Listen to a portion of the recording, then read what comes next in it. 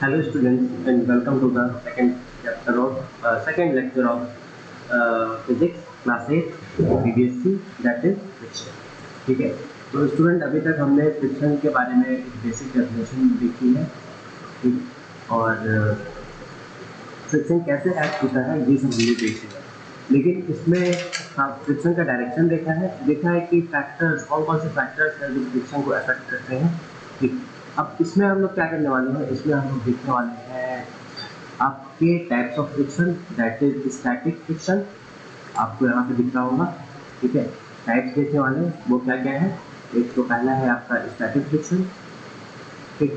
Second is आपका sliding friction and third is आपका rolling friction. ये तीन चीज को हम लोग देखेंगे, समझेंगे, ठीक है।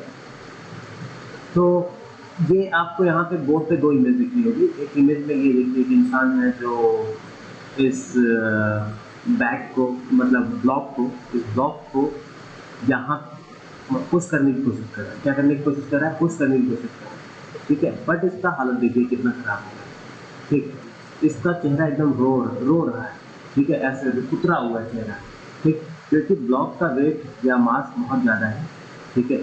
और इसको यहाँ पे इसको स्लाइड करना है, ठीक। बट अगेन अगर इस पिक्चर में देखेंगे, ठीक है, तो आप देखेंगे कि ये यहाँ पे क्वेश्चन फोर्स लग रहा है, लेकिन ये नीचे एक रोलर लगा हुआ है, ठीक है। इस रोलर पे इसको मूव करना दैट इज मच इजियर, ठीक है। आप भी अपने घर में जब कुछ भी होगा, समझता ये अलमारी है उसको इधर से उधर करना है तो आपकी हालत खराब हो जाती होगी, ठीक है।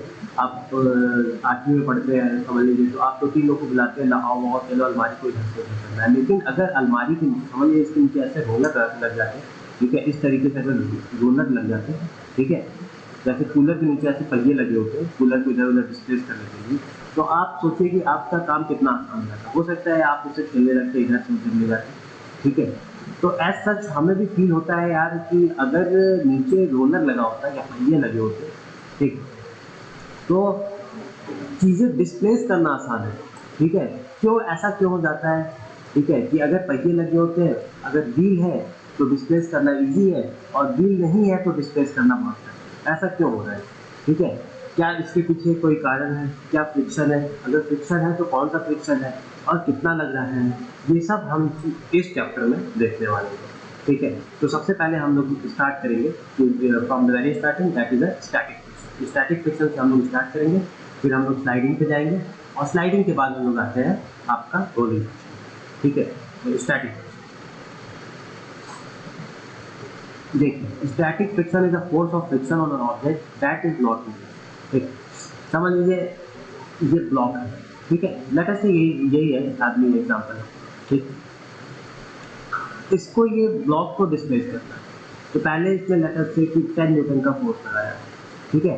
मान लो क्या चीज मान लो कि ब्लॉक डिस्प्लेस होती है 100 न्यूटन के फोर्स पे डिस्प्लेस होती है, ठीक है। तो आदमी आएगा पहले 10 न्यूटन का फोर्स लगाएगा, देखा कि डिस्प्लेस नहीं हो रही है, फोर्स अपना कर देगा, समझ लीजिए 30 न्यूटन, देखा कि डिस्प्लेस नहीं हो रही है, फोर्स अपना कर दिया 50 न्यूटन, देखा कि डिस्प्लेस नहीं हो रही है, ठीक है। तो ऐसे करते करते फोर्स अपना ले जाएगा 90 न्यूटन, देखा कि डिस्प्लेस नहीं हो रही है, फिर अपना फोर्स बढ़ाया और ले गया 100 न्यूटन पे, ठीक है। फोर्स बढ़ाया और ले गया 100 न्यूटन पे, 100 न्यूटन पे जाते ही ये इसमें एक डिस्प्लेसमेंट आ जाएगा, ठीक है।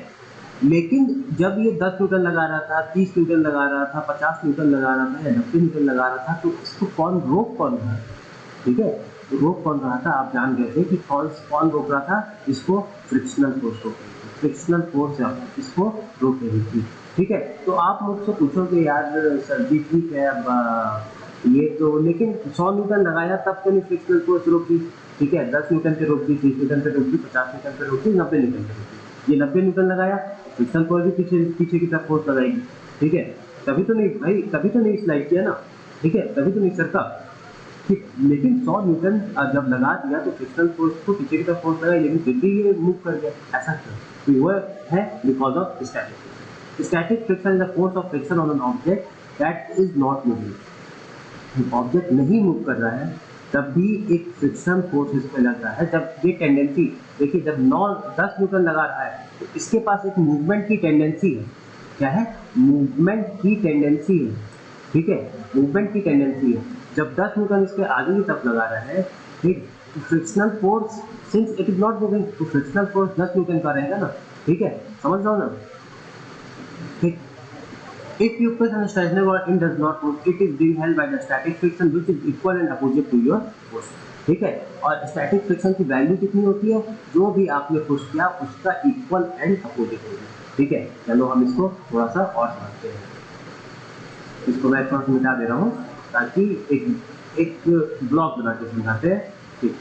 ये समझ लो तुम पुश कर रहे हो F से और फ्रिक्शन फोर्स लग रही है छोटा है, ठीक है। तो यहाँ पे मैं ब्लॉक बना देता हूँ ऐसे करके, और ठीक तुम्हारा F है इस डायरेक्शन में और फ्रिक्शन का F है आपका इस डायरेक्शन में, ठीक। तो तुमने लेटर से किया 10 न्यूटन का फोर्स लगाया, since it is not moving, ठीक है।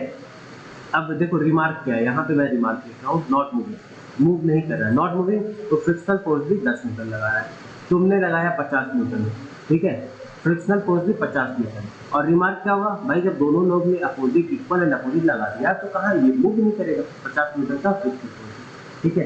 तुमने लगाया 90 न्यूटन, 99 न्यूटन समझ लो लगाया, frictional force 99 Newton, it is again not moving, ठीक है। तुमने लगा दिया समझ लो 110 न्यूटन, बट फ्रिक्शनल फोर्स यहाँ पे, ठीक है, एक अपनी फिक्स वैल्यू से, जैसे मैंने बोला था ना कि 100 न्यूटन एंड अबव से ये मूव करता है, 110 न्यूटन लगा दिया, ठीक है, फ्रिक्शनल फोर्स इसमें लगेगा और इट विल बी मूविंग। हम कह सकते हैं कि फ्रिक्शनल फोर्स जो भी होगा वो 99 से कम लगेगा, कितना भी लगेगा, क्योंकि फ्रिक्शनल फोर्स की जो मैक्सिमम लिमिट थी वो 100 न्यूटन थी, ठीक है, तो 100 से कम फ्रिक्शनल फोर्स लगेगा, ठीक है। स्टैटिक फ्रिक्शन आई थिंक आपको समझ में आया। Static force of friction on an object that is not moving, जो मूव नहीं कर रहा है, ठीक है, उस पे जो फोर्स लग रहा है वो स्टैटिक फ्रिक्शन है, that is not moving but has tendency to move. समझ, आप इस बात को समझिएगा, जैसे कि ऑब्जेक्ट अगर पड़ा हुआ है और उस पर कोई फोर्स नहीं है, तो ऐसा नहीं कि उस पर फ्रिक्शन लगेगा। अगर कोई फोर्स है, कोई हल्का सा भी फोर्स लगाया 5 न्यूटन, तो फ्रिक्शनल फोर्स लग जाएगा इसके ऊपर, क्योंकि 5 न्यूटन लगाया, टेंडेंसी टू मूव है ना, ठीक है, टेंडेंसी टू मूव है। लेकिन अगर कोई फोर्स ही नहीं लग रहा है, जैसे ब्लॉक ऐसे पड़ा हुआ है, तो उसके बाद कोई टेंडेंसी टू मूव नहीं है, तो यहाँ फ्रिक्शनल फोर्स नहीं लगेगा, ठीक है। लेकिन अगर कोई टेंडेंसी टू मूव है तो फ्रिक्शनल फोर्स लगेगा। If you push string and it does not move, it is being held by the string that is equal to the your force, ठीक है। तो आई थिंक स्टैटिक फ्रिक्शन आपको समझ में आया, ठीक है। नेक्स्ट केस ले लेते हैं हम अपना स्लाइडिंग, ठीक है, सेम ब्लॉक पे ही बात करेंगे, ठीक। अब आप क्या किए यार, समझ लो आप 100 न्यूटन से ज़्यादा का फोर्स लगा दिए, 100 न्यूटन से ज़्यादा का फोर्स लगा दिए, ठीक, और ये थोड़ा सा हैप्पी हो गया क्योंकि अब ये ब्लॉक क्या करने लगा, मूवमेंट देने लगा, मूविंग, इट इज मूविंग, ठीक है। We define sliding friction as a resistance created by the two objects when sliding against each other. अब ये क्या कर रहा है, मूविंग या स्लाइड कर रहा है, एक, ठीक है, स्लाइडिंग कर रहा है। जब स्लाइडिंग कर रहा होता है तो एक क्या होता है कि जब स्लाइडिंग कर रहा होता है और जो रेजिस्टेंस लगता है उसको हम लोग स्लाइडिंग फ्रिक्शन कहते हैं। This friction is also known as kinetic friction, इसको एक काइनेटिक फ्रिक्शन भी कहते हैं, and is defined as force needed to keep the surface sliding along and बदल, ठीक है, इसको हम लोग स्लाइडिंग फ्रिक्शन कहते हैं। तो मैंने बताया था कि गाइस स्टैटिक फ्रिक्शन एक लिमिट हो जाएगा। अब यहाँ पे आप 100 न्यूटन लगा दीजिए, 200 न्यूटन लगा दीजिए या 300 न्यूटन लगा दीजिए, ठीक है। इफ इट इज स्लाइडिंग, समझ लीजिए एक टेबल बनाकर फिर से मैं बताता हूँ, ठीक है। समझ लीजिए आप फोर्स लगा रहे हैं इस डायरेक्शन में और फ्रिक्शनल फोर्स लग रही है इस दिशा में, आपने लगाया 110 न्यूटन, ठीक है। तो फ्रिक्शनल फोर्स लेट अस से कि 97 न्यूटन लगी है, ठीक है, आपने लगाया 220 न्यूटन, फ्रिक्शनल फोर्स तब भी 97 लगेगी, आपने लगाया 330 न्यूटन, फ्रिक्शनल फोर्स तब भी 97 लगेगी। और ये 97 कैसे आया, एक सपोज लेके आया, सपोज हमने मान लिया है कि लेटर से समझ 97 लगेगी। और इन तीनों केस में क्या होगा, object will be moving state में रहेगा, मोशन में रहेगा, मूविंग स्टेट में रहेगा, ठीक है, object will be in motion. तो यहाँ पे एक चीज़ गौर देने वाली बात है जो मैं यहाँ पे बताया था, ठीक है। आपको क्या चीज़ गौर देना है, ये चीज़ गौर दीजिए। जब स्टैटिक फ्रिक्शन था तो उसकी वैल्यू चेंज हो रही थी, 10 जब ये 10 था तो ये भी 10 हो गया, ये 50 था तो ये भी 50 हो गया, ये 99 था तो ये भी 99 हो गया, ठीक है। लेकिन जब काइनेटिक फ्रिक्शन आया, तो यहाँ पे बाबू लोग, जब काइनेटिक फ्रिक्शन आया तो उसका वैल्यू अनचेंज है, उसका वैल्यू सेम है, क्योंकि एक बार जब मूव करने लग जाएगा, ठीक है, तो काइनेटिक फ्रिक्शन कांस्टेंट हो जाएगा। काइनेटिक फ्रिक्शन या स्लाइडिंग फ्रिक्शन है जो भी, वो क्या हो जाएगा, कांस्टेंट हो जाएगा। ठीक है। तो कभी कभी आपने देखा होगा कि अलमारी को पहली बार डिस्प्लेस करना ज़्यादा टफ है।